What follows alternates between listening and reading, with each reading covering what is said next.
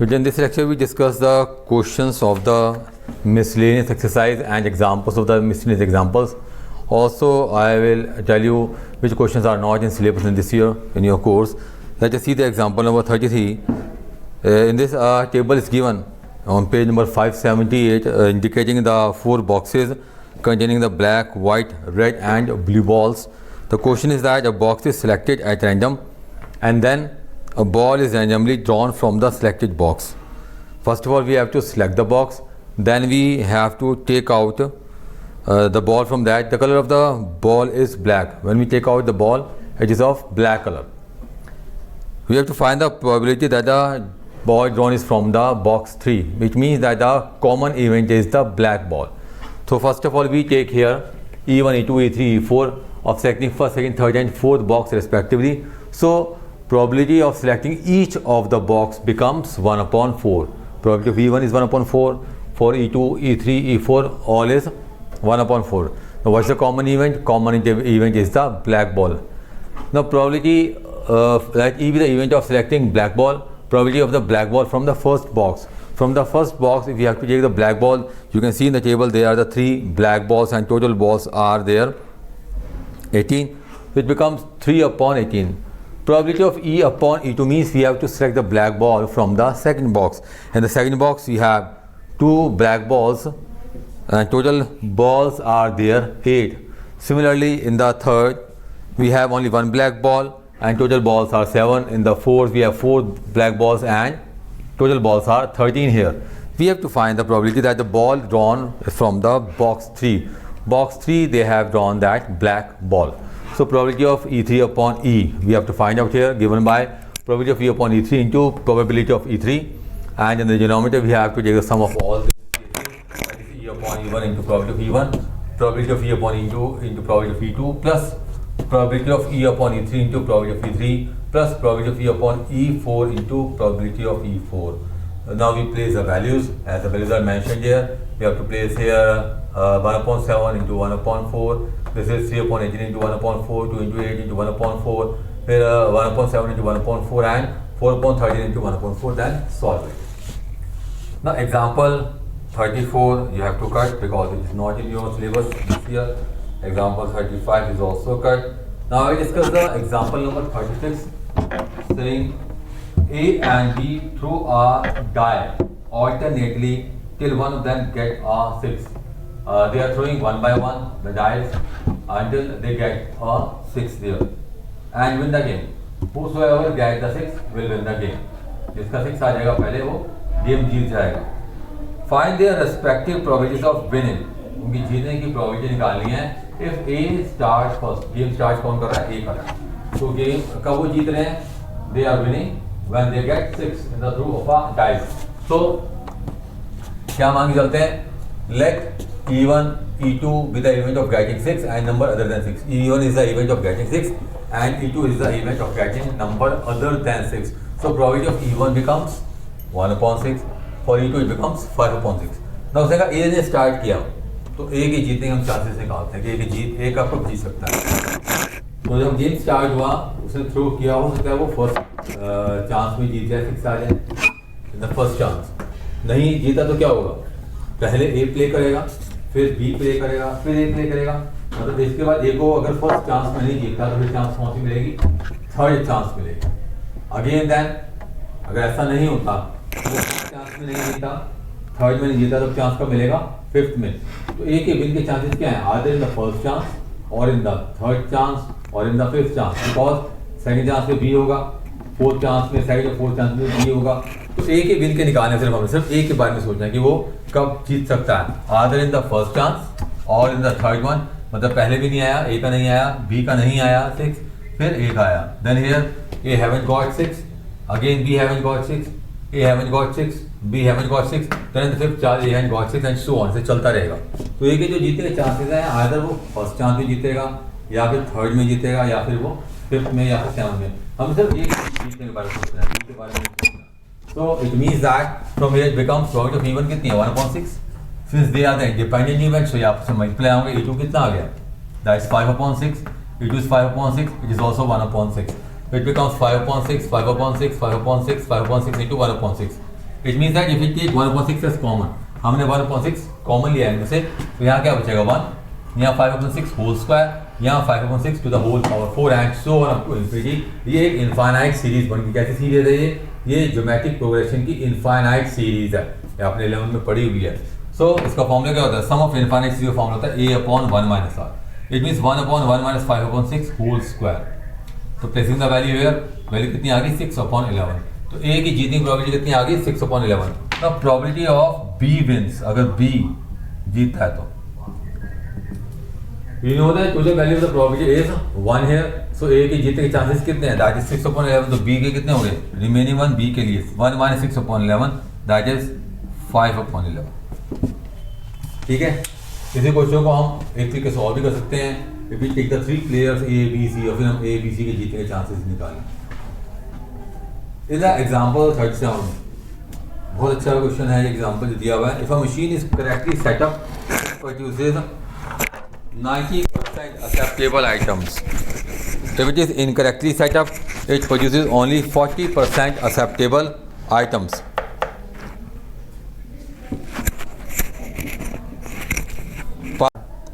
Acceptable items के बारे में बात करें तो जिस तरह से मशीन को सेटअप किया उसके अंदर 90% एक्सेप्टेबल आइटम्स का मतलब क्या है कि जितने भी हम आइटम्स में डाल रहे हैं 90% एक्सेप्ट हो रही हैं और बाकी क्या हो रहा है, बाकी डिफेक्टिव प्रोड्यूस हो रही हैं। ठीक है, अगर उसका सेटअप इनकरेक्ट है, सेटिंग में कुछ प्रॉब्लम रहेगी उसके, तो वो 40% आइटम्स को एक्सेप्ट करता है। मतलब 100 आइटम्स डालते हैं तो उसमें 40 बनकर निकलती हैं, 60 ख़राब हो जाती हैं। Past experience shows that 80% of setups are correctly done. Past experience ये दिखाता है कि मशीन के जो सेटअप्स किए हमने उसमें 80% सेटअप्स बिल्कुल सही किए, तो बाकी रिमेनिंग सेटअप सही नहीं है। रिमेनिंग सेटअप कितने रह गए, 20% सेटअप सही नहीं हुए। If after certain setup the machine produces 2 acceptable items, कि मशीन के सेटअप के बाद क्या देखा कि 2 एक्सेप्टेबल आइटम्स मशीन में प्रोड्यूस की गई, तो प्रोबेबिलिटी निकालो कि मशीन जो थी करेक्टली सेटअप है। तो ये बायस थ्योरम का ही क्वेश्चन है, बहुत अच्छा क्वेश्चन है, ध्यान समझना है इसको। हमने let E1 and E2 be the event of the correct and incorrect setup of the machine. E1 E2 हमने 2 इवेंट्स ले ली जिसमें हमने मशीन को करेक्टली सेटअप किया या फिर इनकरेक्ट सेटअप किया। तो first of all probability of E1 means probability क्या है करेक्ट सेटअप की, हमें क्या दे रखी है, दैट इज द वो गिवन है हमारे को 80% गिवन है, मीन्स 80/100। तो इनकरेक्ट सेटअप कितना होगा, 1 - 80/100 becomes 20/100। Let E be event of machine producing 2 acceptable items. Common event क्या है, 2 एक्सेप्टेबल आइटम्स का। सो प्रोबेबिलिटी ऑफ E/E1 कितना हो गया, पहली आइटम करेक्ट सेटअप पे आ रही है, क्या परसेंटेज दे रखी है, दैट इज 90%, तो 90/100। दूसरी आइटम में भी कितना होगा, 90/100। 2 आइटम्स का है ना, इसलिए 2 बार लेके हमें मल्टीप्लाई करना है। That's a separate thing we have to use here. यहाँ पे ये कंसेप्ट थोड़ा डिफरेंट है। प्रोबेबिलिटी ऑफ E/E2 कितना आ गया, 40/100। 40/100 ये कब है, जब इनकरेक्ट सेटअप होता है तब प्रोबेबिलिटी क्या है 2 एक्सेप्टेबल आइटम्स की, हमें दे रखी है 40%। It becomes 40/100, 40/100 that is 1600/10,000। तो हमें क्या निकालना है कि आइटम्स 2 एक्सेप्टेबल हैं जब करेक्ट सेटअप हुआ था। तो probability of E1/E is given by probability of E/E1 into probability of E1 upon probability of E/E1 into probability of E1 plus probability of E/E2 into probability of E2। इनकी values यहाँ put up करेंगे, solve कीजिए इसको। Solve करने पर value क्या आ रही है, that is 81/85। So these are the examples miscellaneous of miscellaneous exercise. Now there are questions of this exercise. I am discussing question number 13 with you. In the question number 13, assume that the chances of patient having a heart attack is 40%.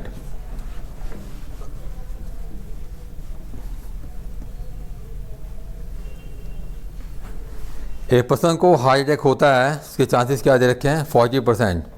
Okay, it is also assume that a meditation and yoga course reduce the risk of the heart attack by the 30% and prescription of the certain drug reduces his chances by the 25%. अगर कोई व्यक्ति meditation yoga कर रहा है तो heart attack के chances कम हो गए, कितने हो गए, 30%. और अगर दवाई ले रहा है प्रिस्क्रिप्शन के थ्रू, डॉक्टर के थ्रू, तो 25%. At a time patient can choose any one of the 2 options with equal probabilities. दोनों की प्रोबेबिलिटीज़ कैसी हैं, इक्वल है. तो पहले यहीं से स्टार्ट करते हैं.